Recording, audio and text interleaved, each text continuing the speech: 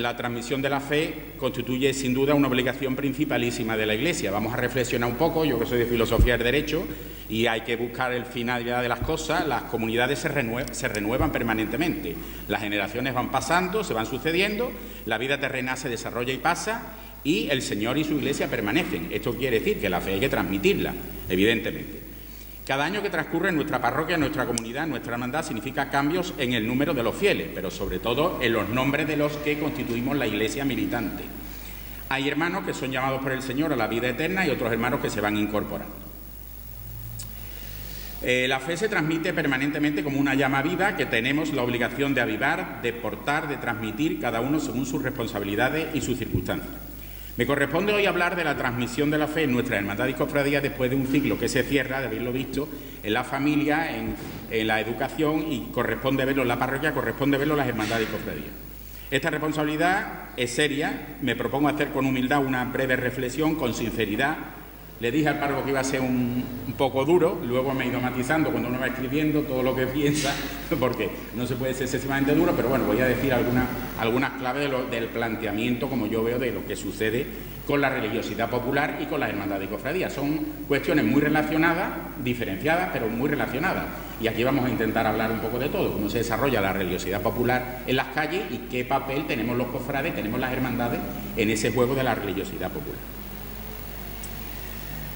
Bueno, simplemente ya mostrar mi agradecimiento a nuestro querido cura párroco, director espiritual, a nuestro hermano mayor, a los hermanos mayores de la feligresía, a todos los hermanos que están presentes, a todos los amigos, y gracias por vuestra atención y espero que, bueno, vuestra benevolencia, porque seguramente no estaré tampoco todo lo acertado que debía. Vamos a comenzar.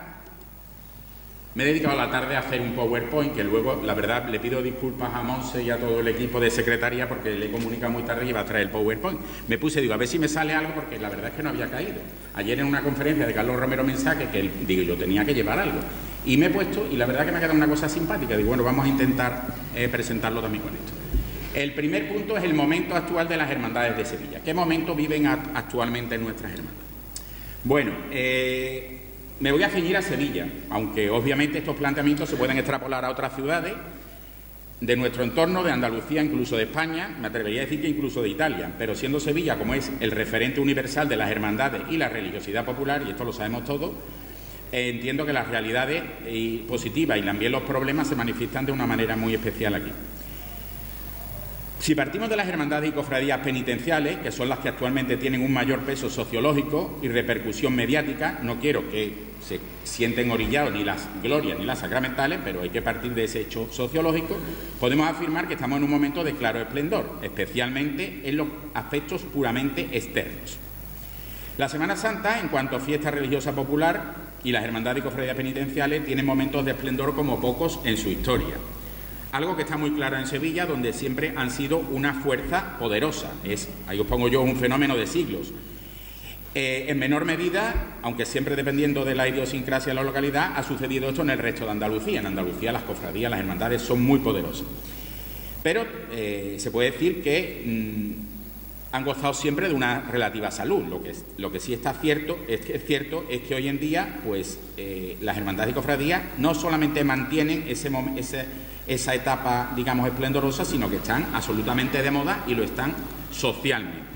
Ahí os pongo otras dos fotografías que pues demuestran lo que estamos hablando, ¿no? Las hermandades y cofradías aquí realmente están dos emblemáticas, pero podríamos decirlo de cualquier otro paso que salga a la calle.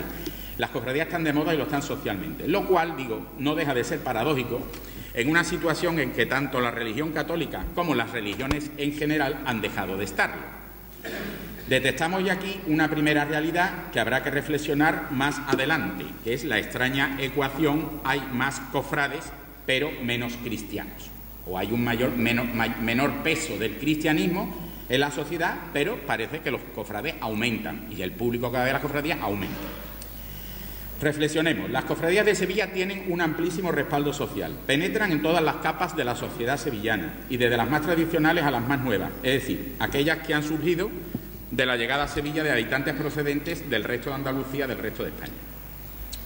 Un análisis sociológico nos permite también concluir que en Sevilla las hermandades llegan a todas las clases socioeconómicas, a todos los barrios y a personas de muy distinta preparación o formación intelectual o técnica. Alguna vez escuché de un cofrade viejo que la grandeza de las cofradías de Sevilla radicaba en que en una mesa de una junta de gobierno se sentaban juntos el abogado del Estado y el mecánico, el médico de prestigio y el conserje de la Facultad de Medicina, es decir, el noble y el obrero.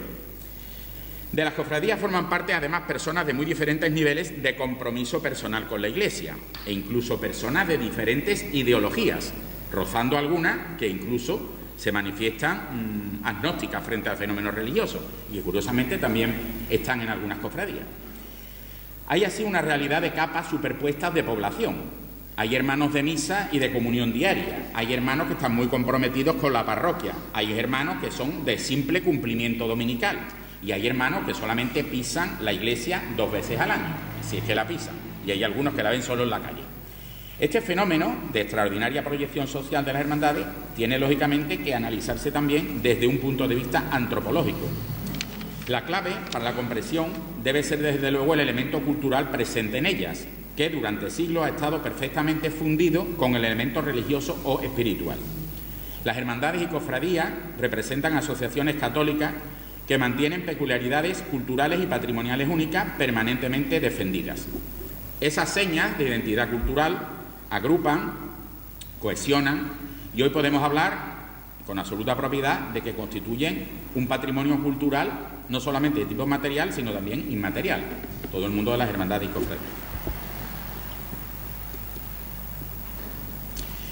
Para el conjunto de la sociedad, este mundo nuestro de las hermandades, que se manifiesta externamente en la Semana Santa, también en las romerías, en las fiestas o las procesiones, mantiene, por tanto, un patrimonio cultural en el que aparecen claramente elementos de identidad colectiva. Esta es otra clave, la identidad colectiva.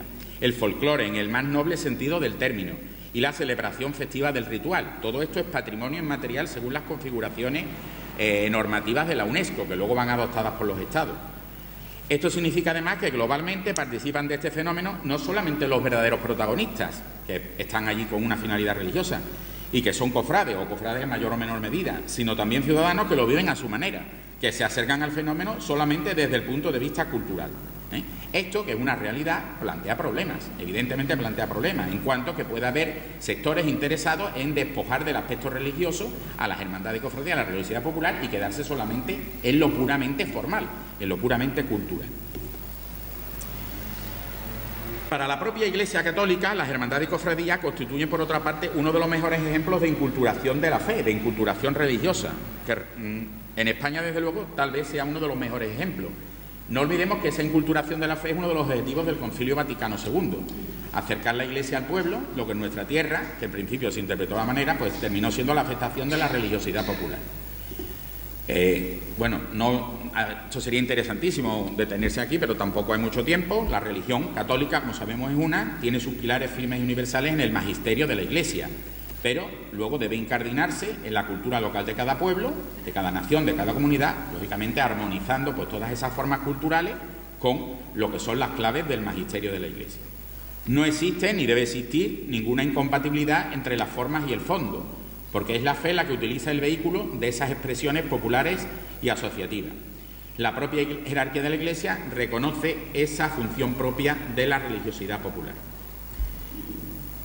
Voy a reservarme para el final, pues, una brevísima síntesis de lo que dijo el Papa Francisco en la Santa Misa de clausura de la Jornada de las Cofradías y la Piedad Popular en Roma el 5 de mayo del 2013, que sintetiza perfectamente esto. Por no reiterarlo, lo dejaré para el final, pero esa es la clave de cómo la propia jerarquía reconoce la función que tiene que cumplir la religiosidad popular. Bueno, lógicamente aquí tenéis el rocío, otra clave, o esta otra, he puesto aquí 2 nazarenos y también la presentación del rocío de Coria, creo que es manifestaciones claras, lógicamente de patrimonio cultural de todo, pero ante todo expresiones de fe. Esto es la clave de todo ello. Para resumir esta situación voy a utilizar una frase que le he escuchado en varias ocasiones a nuestro querido arzobispo, don Juan José, que es que las hermandades son un muro contra la secularización, precisamente por esa fuerza popular que tienen. Son una fuerza que hace que se pueda oponer colectivamente, al menos el nombre de Cristo y el nombre de la Virgen, al menos podamos expresarnos públicamente, aunque nos intenten acorralar, expresarlo en las calles y multitudinariamente, hasta el punto de que los políticos no se atreven ante esas inmensas manifestaciones que evidentemente pues no son todo lo puras que debieran, ni todo el mundo es absolutamente creyente, ni todos, pero ahí están presentes en ese muro que significa la secularización. Y esto luego en la vida cotidiana pues tiene aspectos muy positivos. Yo siempre digo que la facultad, y lo comento con otros profesores de otras universidades, donde no hay el mismo de España, donde no se observa ningún tipo de significación de signo cristiano exteriormente, y en las facultades, por lo menos la Facultad de Derecho, en la Facultad de Sevilla, los alumnos se pasean con los Cristos y Vírgenes en las carpetas, y si uno sabe que el profesor es un poco del orden cofrade, pues entonces ya está claro, ¿no? Que lo pasean con presunción incluso. Bueno, ¿qué tenemos? Pues un valioso instrumento. Lo que pasa es que es un instrumento que hay que cuidar, precisamente porque son muchos los que participan del mismo y, como hemos dicho, de las más variadas procedencias. En las hermandades hay gente, como hemos visto, que tiene todo tipo de contacto con la religión. Entonces, habría que analizar ahora, que es lo que vamos a proceder en un segundo punto, cómo se materializan las funciones de las hermandades a través de los tres grandes pilares y qué problemas detectamos en lo que es la transmisión de la fe, o cómo se transmite la fe a través de esos tres grandes pilares que constituyen los mismos fines de las hermandades y cofradías. Hoy en día todas las reglas de hermandades recogen esos tres grandes fundamentos, esos tres grandes pilares, que al mismo tiempo son finalidades que hay que perseguir. Y las propias normas diocesanas para hermandad y cofradía, pues así lo establecen. Del primer pilar, el primer fin, pues no hay que dudar nada, estamos dedicados permanentemente al culto. El culto en las hermandades y cofradías pues alcanza momentos esplendorosos. Se ha pasado de una etapa en que la vida de hermandad se reducía a unos cultos solemnes cuaresmales y a la estación de penitencia, y hoy en día pues hay vida de hermandad, vida de culto durante todo el año. Se han multiplicado los cultos externos, que son señas de identidad de la ciudad, la Semana Santa, las procesiones de Corpus, las glorias, la participación en la romería, además de los Via Crucis, rosarios de la aurora, vespertinos, etcétera, etcétera. Respecto de los cultos internos, son también muchas las hermandades que ofrecen la Eucaristía diariamente en sus templos o capillas, al menos semanalmente, los domingos, los días especialmente dedicados a la hermandad, y se han intensificado otros cultos recogidos en reglas, que se celebran siempre con intensidad y magnificencia.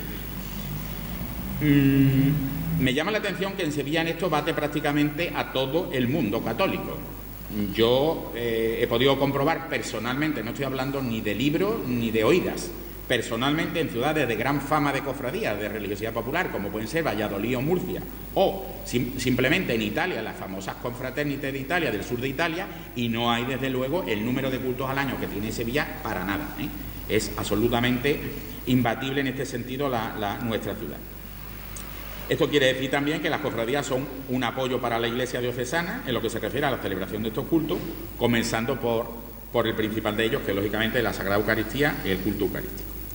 Con respecto al segundo pilar, que es la caridad, pues sabemos que la labor asistencial a la caridad es una de las tareas más destacables en la actualidad cofrade.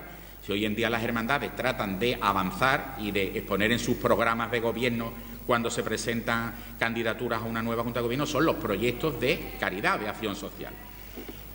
¿Por qué? Pues básicamente porque las necesidades sociales, incrementadas como consecuencia de la crisis económica, pues hacen que las hermandades hayan tenido que dar respuesta con iniciativas cada vez más nuevas y originales. Yo además también creo que en esto también destaca Sevilla por la variedad de oferta de acción, de asistencia social que da. Las hermandades muchas veces tratan de buscar campos, a sectores sociales, asistenciales que no estén cubiertos. Se me ocurre desde la Hermandad del Rocío de Triana con el Centro de Apoyo o el Centro de Apoyo Infantil de la Esperanza de Triana, o las colonias de verano que organizan las hermandades, o la Hermandad del Rocío de Triana para menores discapacitados, el Centro de Estimulación del Buen Fin, etcétera, etcétera. No es tampoco momento de detenernos en esto, pero ya sabemos que cada hermandad, mediante su Diputación de Caridad, pues plantea este tipo de proyectos, y que luego a nivel de días de la Semana Santa pues hay proyectos conjuntos como la acción social del lunes o del martes santo, o nuestra fundación del Viernes Santo tarde para enfermos e impedidos. El tercero de los pilares es la formación, y aquí entra de lleno toda la cuestión de la transmisión de la fe. La formación es tercero de los fines, no ciertamente en importancia, pero sí parece que en algunas ocasiones lo hemos estado relegando. Los tres fines principales creo yo que estarían al mismo nivel. pero por la incorporación temporal y por una cierta tendencia a considerar que está todo el mundo formado, suficientemente formado, pues parece que esa cuestión se ha ido orillando. Pero, lógicamente, esa finalidad de formación responde a unas exigencias y retos que nos plantea la sociedad actual, que está fuertemente secularizada, y no solo la sociedad sevillana, sino todas las sociedades de Occidente, que plantean problemas muy serios de pérdida de la fe y de pérdida de la transmisión de la fe. Reproduzco el artículo 8 de las normas diocesanas de Hermandad y Cofradía, aprobada en 2016, que nos inciden en esa triple función que tienen que tener todas las hermandades. Conscientes de que el culto divino nace de la fe en la palabra y debe llevar a la vivencia de la caridad, ahí está magistralmente resumido, las hermandades y cofradías tendrán además necesariamente como fines propios la evangelización de sus miembros mediante su formación teológica y espiritual, fomentar una vida más perfecta en sus miembros, realizar actividades de apostolado, promover obras de caridad y de piedad y animar el orden temporal con espíritu cristiano. Yo creo que aquí está magníficamente resumido el programa de lo que habría que hacer. Vamos, es que esto me da la solución a la conferencia, como ustedes comprenderán. Yo lo que voy a intentar es ser un poco crítico, a ver esto, en qué medida estamos llevando esto a la práctica y qué problemas encontramos. No sé si me estoy quedando atrás. Sí.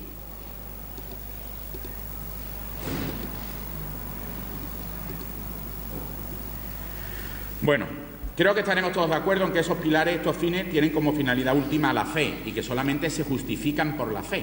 Vamos a reflexionar esto brevemente. Los tres fines de las hermandades, si no están apoyados en la transmisión de la fe, no tienen sentido. Un culto sin fe es solo un teatro. Magnífico, pero un teatro. Reflexionemos nada más, gente que puede venir a los cultos con la cabeza puesta en otra cosa, pero no está realmente orando. No está en una actitud de fe. Le gustan los cultos y va coleccionando cultos. Todos sabemos casos de esto, gente que va viendo los besamanos como quien va viendo escaparates. Ahora vamos a un besamano, ahora vamos al otro, charloteamos aquí, allí nadie reza, ¿eh? Vamos a ser críticos, ¿no? Esto es lo que... Un culto sin fe solamente es un teatro, es un magnífico, exquisito, pero un teatro. Una caridad sin fe, pues socialmente es aceptable, no es nada reprobable. De hecho, pues cualquier partido político, cualquier sindicato plantea obras de solidaridad, de asistencia social. Pero si no está la fe, lo que nosotros hacemos tampoco tiene un sentido especial, porque ya lo están haciendo otros. Una caridad sin fe es solidaridad, filantropía o mera ayuda social, que lo hace cualquiera y con cualquier ideología. Porque lo que es característico de la Iglesia es el amor fraterno, que es el sustento de la acción social y caritativa de las hermandades. Y por último, una formación sin fe, o que no persiga la fe, pues también carece de sentido en este ámbito. En el ámbito universitario, ¿no? Sería un estudio científico, si queréis, del hecho religioso, de la historia, desde la filosofía, desde la antropología cultural. Es como una clase de facultad. Yo puedo dar una clase de historia de las religiones o analizar con mis alumnos del máster de antropología social pues determinados rituales festivos de Andalucía. Pero ahí no estoy evidentemente dando una formación religiosa porque tampoco puedo darla. Puedo darla subliminalmente, pero nada más. O sea, está claro que una formación sin fe también en nuestro ámbito carece de sentido. Vamos a llegar al tercer punto, que es la transmisión de la fe en las hermandades, que es el eje realmente de esta charla, ¿no? Analizar qué papel tenemos, cuáles son las fortalezas y las debilidades. Bueno, lo primero, hemos aludido ya a ello, es la situación histórica que vivimos. Vivimos un momento de secularización que hace que las hermandades y cofradías tengan que responder de alguna manera. No sé si somos conscientes de ello, creo que no, en muchas ocasiones. Vivimos en nuestro mundo interior, pero hay que traspasarlo. La secularización avanza en el mundo, especialmente en el mundo desarrollado. Los análisis sociológicos insisten en cifras cada vez de menor creencia y práctica religiosa. Y el ambiente externo, como vemos, es cada vez más agresivo contra la fe cristiana. A esto hay que añadir una tendencia ideológica dominante, que es acorralar al ámbito privado la práctica religiosa y el mensaje religioso. Y ya digo, aquí tenemos el dique de las hermandades, de la potencia que tienen las hermandades y cofradías. Porque ante ese dique, pues, creo que incluso adoptan posiciones de camuflaje, para pero realmente estarían dispuestos a derribarlo, si pudieran. Esta secularización afecta indudablemente a nuestra sociedad local y a nuestras hermandades. Paradójicamente, crece en ámbitos que no son estrictamente los cofrades, a pesar del esplendor de las hermandades y cofradías, de la Semana Santa y de las procesiones. Y ahí está el otro gran problema, que vaya creciendo el número de espectadores alejados totalmente de la práctica y de la fe religiosa, pero que se acercan al fenómeno desde el punto de vista solamente cultural o de divertimento. No se puede decir que las hermandades son un espectáculo público. Las hermandades no pueden ser nunca un espectáculo público. No podemos tener esa mentalidad de que sacamos las imágenes a la calle, hacemos las estaciones de penitencia para montar un espectáculo público, ni un espectáculo desde el punto de vista del patrimonio, ni del arte, ni de la historia. Vamos a transmitir un mensaje de fe y en esto hay que insistir muchísimo. Está claro que hace falta un cambio de roles en las hermandades. Voy a empezar a analizar los problemas o deficiencias de la transmisión de la fe, profundizar un poco más en esto. En primer lugar, las deficiencias de la transmisión de la fe en relación con los actos de culto. Y aquí planteo yo, hay como dos problemas diferenciados en conexión, pero diferentes, que son la fe insuficiente, planteado, y todos los cofrades son creyentes, y la fe dormida. Vamos a suponer que todos nos consideremos creyentes, todos los cofrades que forman parte de nuestras hermandades de cofradías son creyentes, pero ¿está despierta esa fe o está dormida?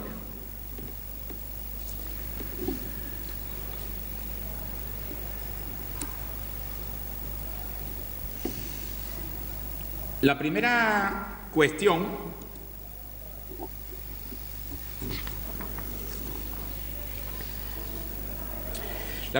que quisiera tratar aquí es si puede transmitirse la fe solamente con la visión, con la experiencia de ver nuestras cofradías en la calle. Dejo abierta esa pregunta. Yo creo que sí. De alguna manera, puede haber llamadas a creer, a la creencia en muchos agnósticos. Puede haber llamadas a una sincera conversión. De hecho, algunas hay, ahora hablaré de una. Las imágenes sagradas tienen un poder de convocatoria rotunda. Se parte con ventaja por aquello del enraizamiento tan extenso que poseen en el tronco del alma popular.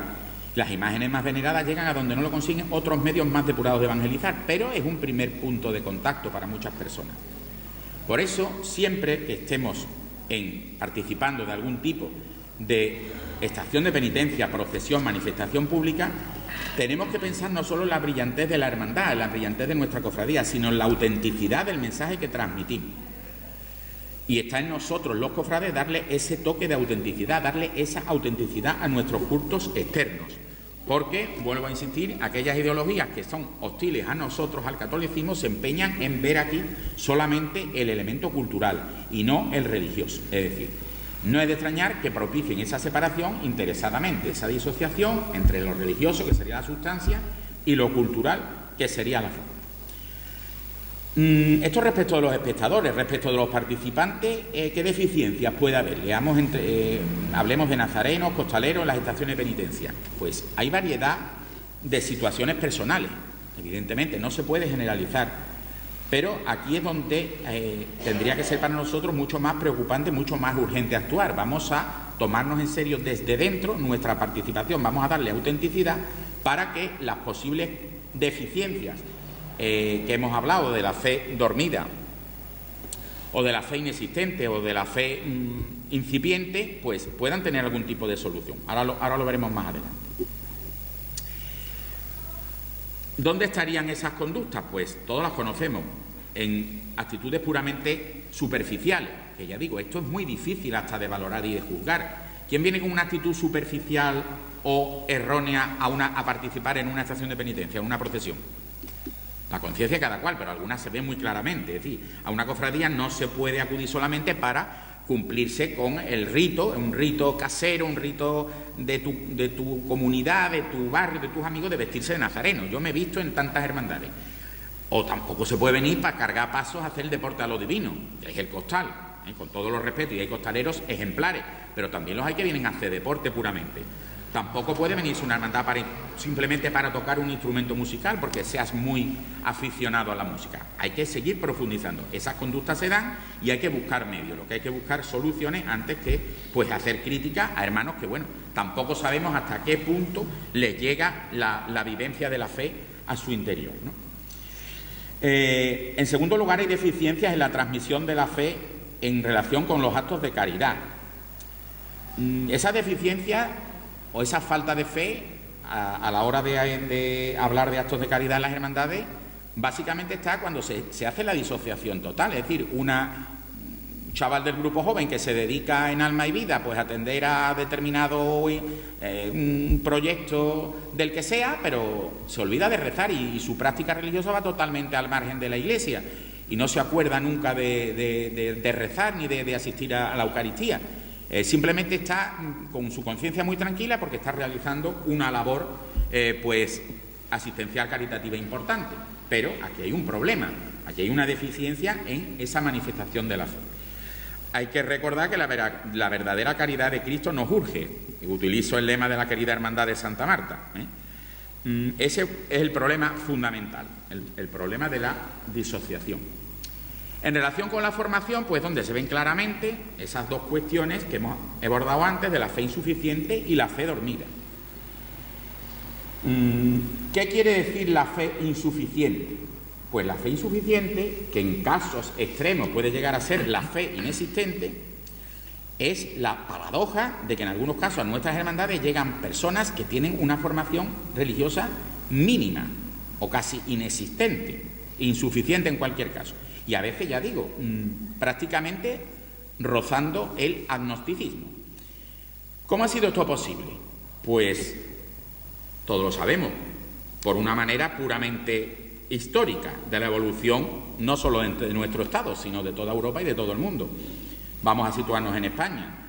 El nuevo modelo del Estado ya no es un modelo de Estado confesional, tras la Constitución Española de 1978, la consiguiente Ley de Libertad Religiosa en 1980 y los acuerdos con la Santa Sede hacen que se haya proclamado la libertad de religión y culto, algo que, desde luego, pues no es renunciable ni objetable. Cada uno tiene derecho a participar del culto y de practicar la religión que estime por conveniente. Pero con esta situación, la enseñanza de la religión católica pasó de ser obligatoria a ser voluntaria. Y en consonancia con lo que sucede con otros países del entorno europeo, pues el ámbito de la enseñanza estrictamente religiosa pasó a depender de decisiones exclusivamente personales de los padres. El cambio sociológico se iba a producir pronto. Han pasado un par de generaciones y ya se ve perfectamente. Antes de esa fecha, que simbólicamente podríamos situar en el 78, cualquier niño escolarizado recibía una formación religiosa católica en el colegio. Primero en nuestra casa y después en el colegio. Creo que todos hemos vivido esta situación. Después de esa fecha, la formación religiosa pasa a depender exclusivamente de la familia y de la parroquia, así como del colegio, en el caso de que se haya optado expresamente por esa opción. ¿Qué sucede con las cofradías? Pues que paradójicamente hay niños de estos que no han recibido ningún tipo de formación y acaban en las cofradías, o se acercan a las cofradías. ¿Por qué? Pues por la cuestión que hemos hablado, por esa cuestión de la enorme proyección social y la significación tradicional que tienen en Sevilla, donde son una verdadera célula social. Y aparecen niños o jóvenes que recibieron el bautismo, es un requisito mínimo para la inscripción en una hermandad, que se requiere además para la cura de regla, pero por abandono de sus padres o sus tutores o del responsable familiar, pues no han vuelto a tener contacto, no ya con la formación religiosa, sino con la mínima práctica sacramental.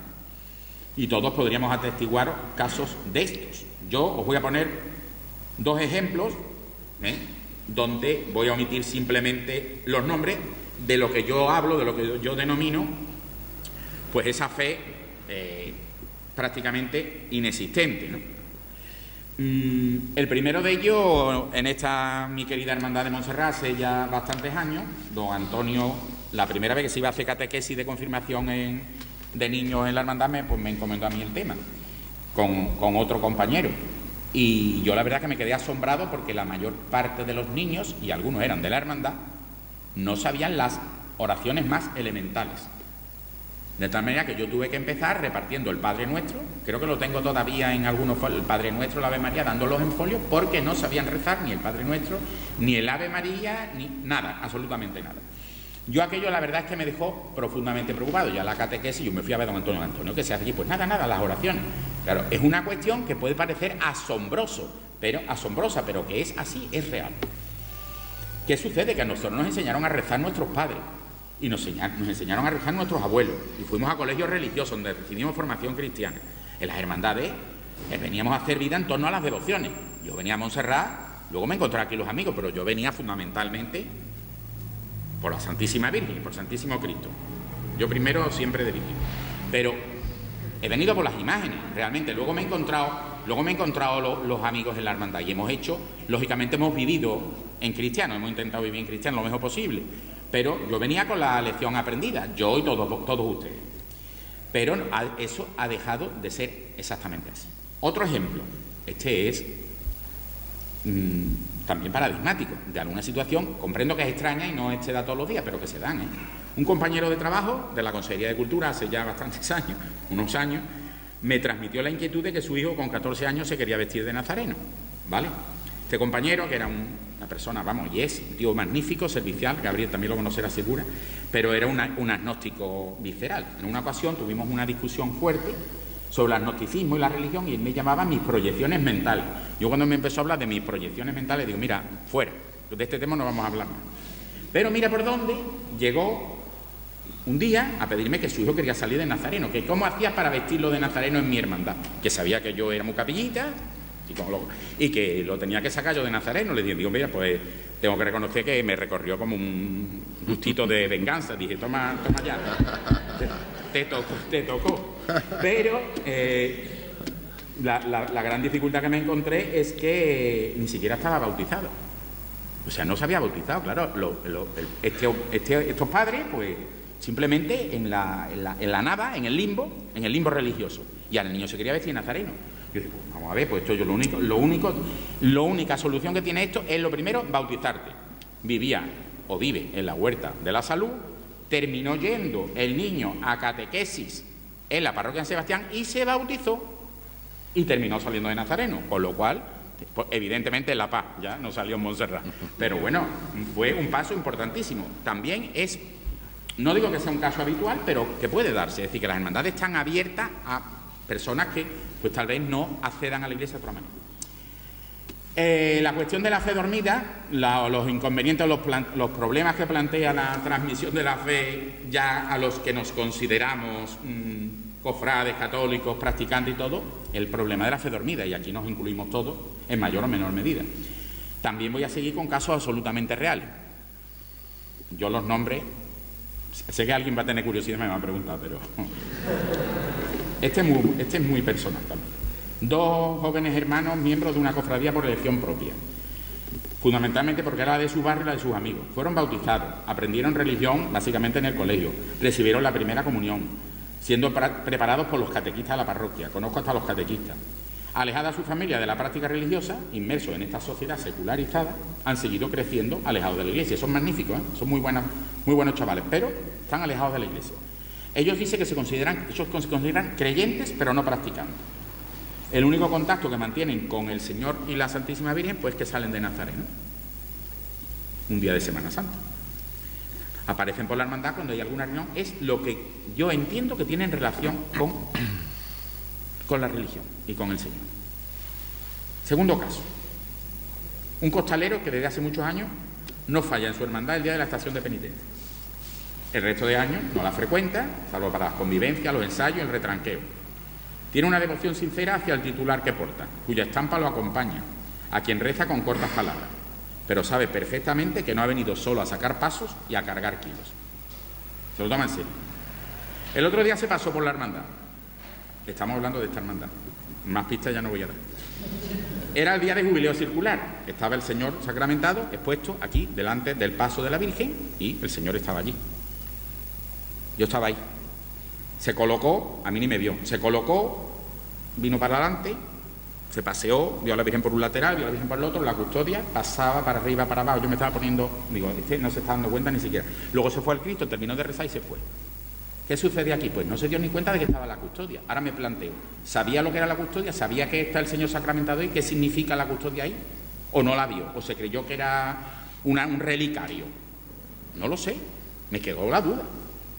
Otro caso, otro ejemplo, cualquiera, un hermano cualquiera, que cumple cuando puede con los cultos, no deja nunca de hacer su estación de penitencia.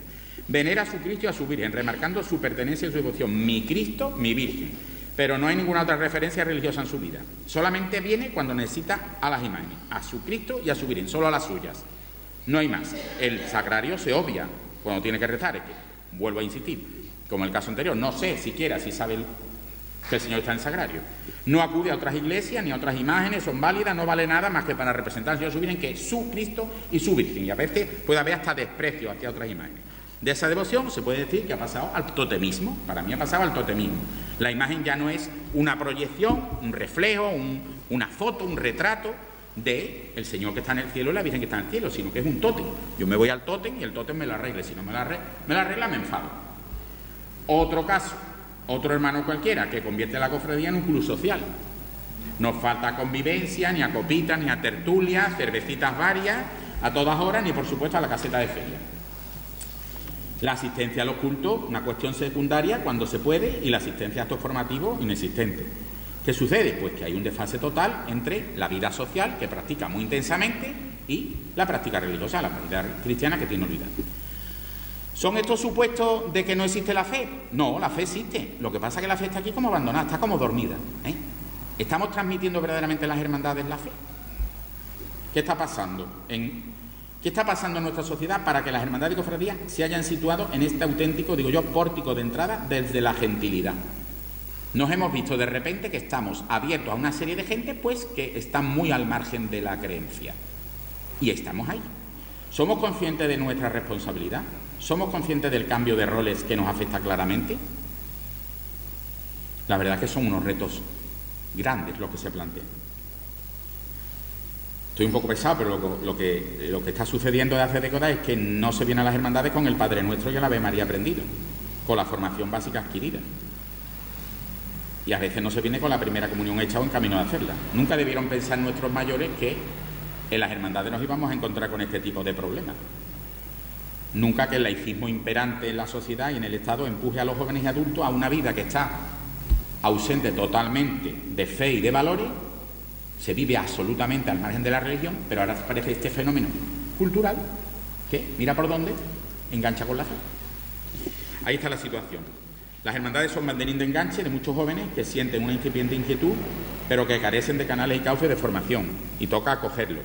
Y las hermandades luego son un cauce para todos los que formamos parte de las mismas, pero que tenemos que seguir depurando esa fe.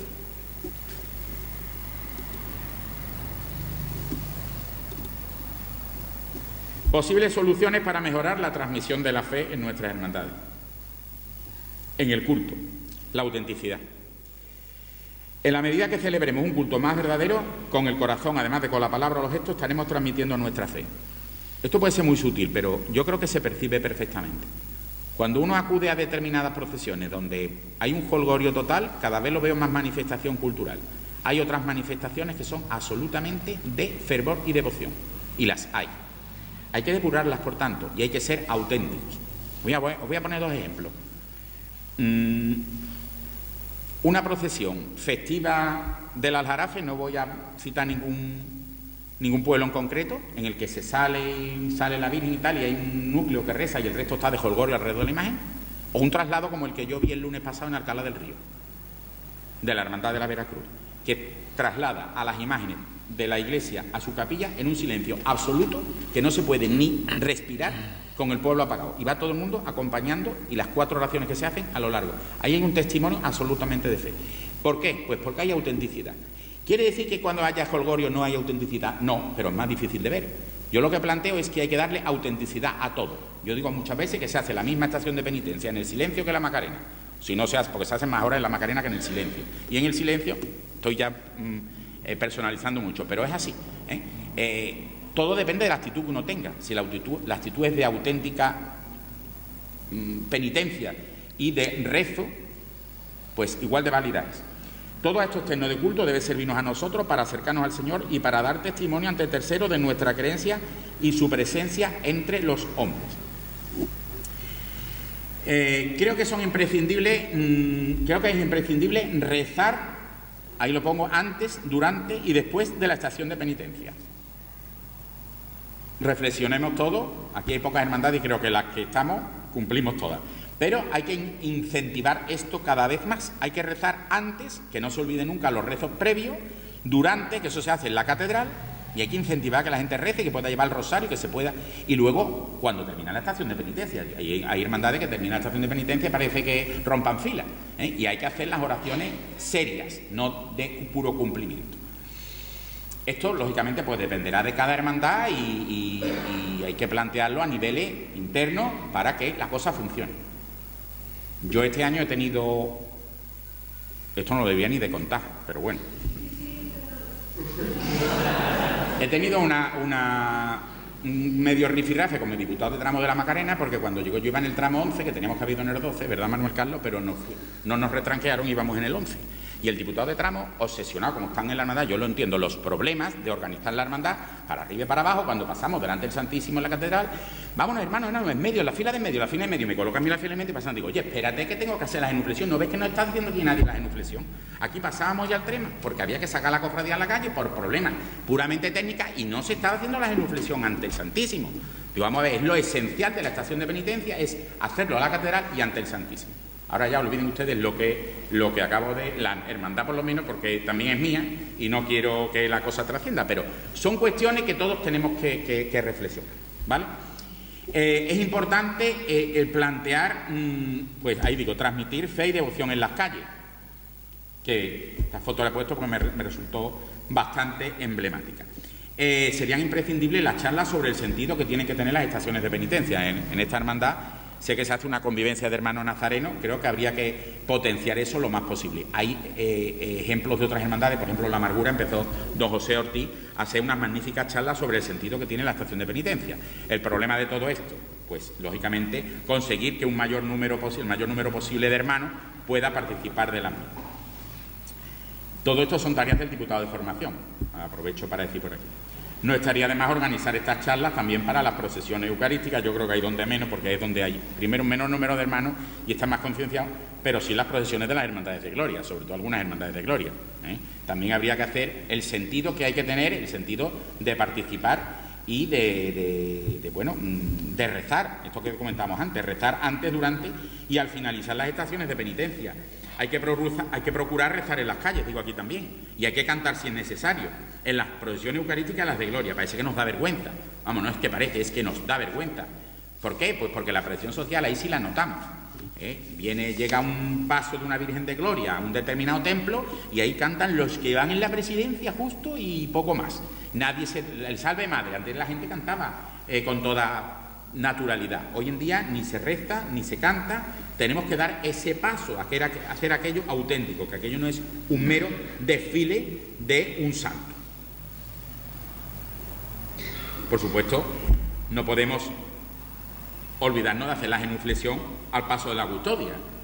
No es que el Señor necesite la genuflexión, pero es el signo de que estamos reconociendo quién va en el pan vivo, ¿no? Son signos externos que avalan la transmisión de la fe.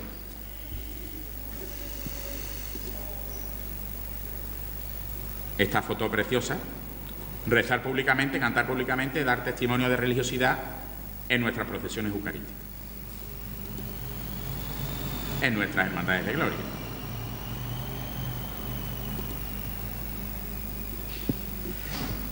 Esta preciosa foto del nieto de un querido hermano de aquí, que es una preciosidad, no sé si está bien situada aquí, pero nos viene a incidir en que es necesario recuperar la oración. Y esa tarea tiene que seguir siendo tarea de las familias. Volvemos un paso atrás. Fueron nuestras familias quienes nos enseñaron, tal vez nosotros ahora tengamos el papel de enseñarle a rezar, a lo mejor ya no son nuestros hijos, son vuestros hijos, son vuestros nietos. Pero hay que potenciar todo eso. La fe se debe promover en las familias desde la infancia. La hermandad es un entorno para crecer en la fe. Y lógicamente nosotros también tenemos que cambiar el rol, pero con el apoyo familiar.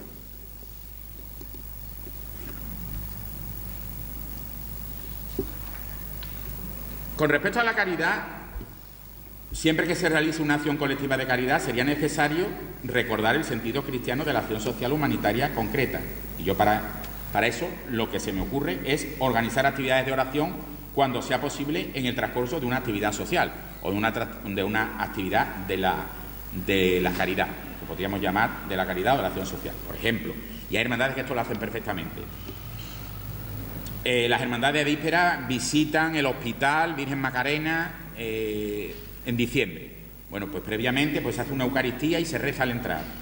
Se reza un Santo Rosario antes de hacer una visita a un hospital o un asilo, se reza el Rosario con los ancianos, etcétera, etcétera. Es decir, darle siempre, acompañar la acción que se está haciendo con algún gesto religioso para precisamente incidir en que no se trata de pura solidaridad social ni pura filantropía, sino que es caridad.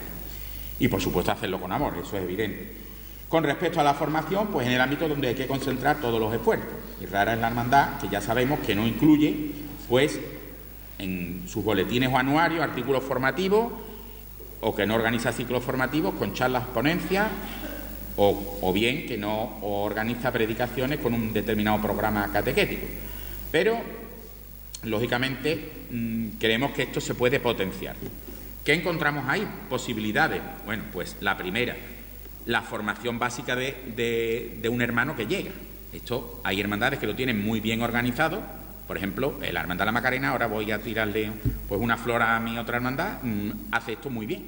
Hace unos cursos serios donde al menos hay que estar un determinado tiempo y se procura ver si el hermano realmente está recibiendo aquello. Formación básica, por tanto, que es tarea que corresponde lógicamente al fiscal o al diputado de formación. Talleres de oración. Bueno, catequesis con la parroquia. Habrá que coordinar como sea con la parroquia las catequesis para todos los jóvenes que entran en la hermandad. Y si hay que adquirir mayor responsabilidad en las catequesis de confirmación, pues habrá que hacerlo. Talleres de oración. Es importante, sería importante también montar en las hermandades talleres de oración. ¿Cómo rezar? A lo mejor tenemos que empezar también con el Padre Nuestro, Ave María, pero podemos hacerlo pues a distintos niveles, de tal manera pues que aprendamos a rezar.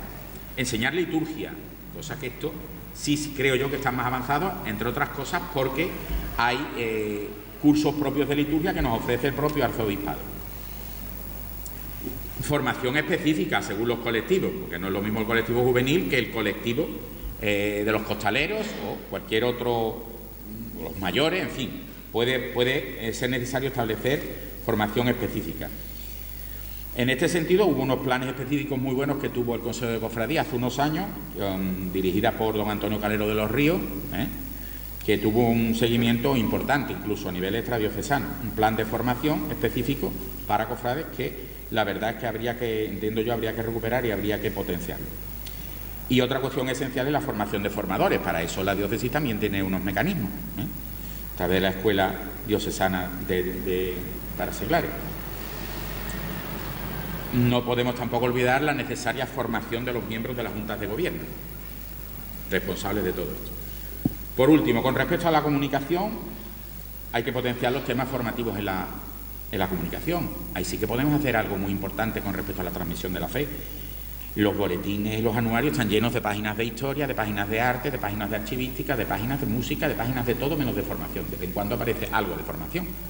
Pues habría que potenciar aquello, establecer unos mínimos para que hubiera formación en todos los que son boletines, anuarios, publicaciones de hermandad, pero no solo en eso, en las páginas web. ¿En qué pocas páginas web de hermandades se ven cuestiones de formación? Prácticamente ninguna. Y las redes sociales pueden ser un instrumento idóneo. Facebook, por ejemplo, o Twitter incluso WhatsApp, una oración, un trozo, un pensamiento. Pueden ser instrumentos muy válidos que se pueden utilizar. Hay que utilizar la imaginación. Digo que hay que usar la imaginación para difundir al máximo posible la fe entre los cofrades. Y una mención aparte y negativa, desde mi punto de vista, pues se merecen los medios de comunicación sociales especializados en las hermandades y cofradías. Vamos, concretamente los programas de radio y de televisión. ¿Por qué? Pues porque serían instrumentos idóneos para acercar la formación a los hermanos y, sin embargo, están simplemente en los aspectos puramente eso, de patrimonio, de juntas de gobierno, de elecciones, de problemas técnicos de organización de Semana Santa y de ahí no se sale. Y cuando hacen algo, pues son unas transmisiones, en fin, quiero ser muy prudente, pero un poquito empalagosas a lo mejor, desde el punto de vista medio poético, sentimental, pero que de lo sentimental no trascienden. Entonces creo que esto habría que hacerles reflexionar a los medios de comunicación, a los programas que hay de televisión, una llamada que al menos en determinados aspectos utilizaran su plataforma para transmitir mensajes de fe. Voy a terminar. Quiero terminar estas reflexiones con las palabras que pronunció el Papa Francisco cuando clausuró esas jornadas de hermandades y cofradías. La religiosidad popular son un tesoro a cuidar. Esas palabras las pronunció el 5 de mayo de 2013 y bueno, vienen a sintetizar un poco lo que la jerarquía de la Iglesia opina sobre la religiosidad popular. Las jornadas se denominaron así, cofradía y piedad popular. Tenéis una foto de Roma, cayó una tromba de agua, y ahí sobre los paraguas, incluso hacía la alusión el Papa, pues estaban presentes sobre todo hermandades de Italia. ¿Qué dice sobre nuestra realidad el Papa? Pues sintetiza que hay tres fines que tienen que cumplirse en la religiosidad popular: la autenticidad evangélica, la eclesialidad y la misionariedad. Ardor misionero, suena mejor la traducción del italiano. La autenticidad son palabras literales del Papa. Acudid siempre a Cristo, fuente inagotable, reforzar vuestra fe, cuidando la formación espiritual, la oración personal y comunitaria, la liturgia. A lo largo de los siglos, las hermandades han sido fragua de santidad de muchos que han vivido con sencillez una relación intensa con el Señor. Caminad con decisión hacia la santidad. No os conforméis con una vida cristiana mediocre, sino que vuestra pertenencia sea un estímulo, ante todo para vosotros, para amar más a Jesucristo. Eclesialidad. Sois una manera legítima de vivir la fe, un modo de sentirse parte de la Iglesia. Amad a la Iglesia, dejaos guiar por ella, en las parroquias, en las diócesis. Sed un verdadero pulmón de fe y de vida cristiana. Aire fresco. Ardor misionero. Tenéis una misión específica e importante, que es mantener viva la relación entre la fe y las culturas de los pueblos a los que pertenecéis, y lo hacéis a través de la piedad popular.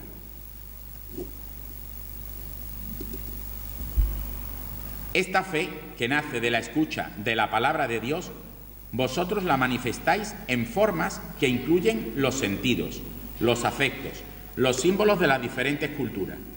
Y haciéndolo así, ayudáis a transmitirla a la gente y especialmente a los sencillos, a los que Jesús llama en el Evangelio los pequeños. Que el Señor y su Santísima Madre nos iluminen para ser cada vez mejores instrumentos de transmisión de la fe en un mundo que lo necesita. Con esas palabras, pues terminó el Papa Francisco esa jornada en la Plaza de San Pedro y con esto pues termino yo mi charla. Espero no haber sido excesivamente crítico y que, bueno, os pueda servir en algo, sobre todo la reflexión que os planteo. Vale, muchas gracias.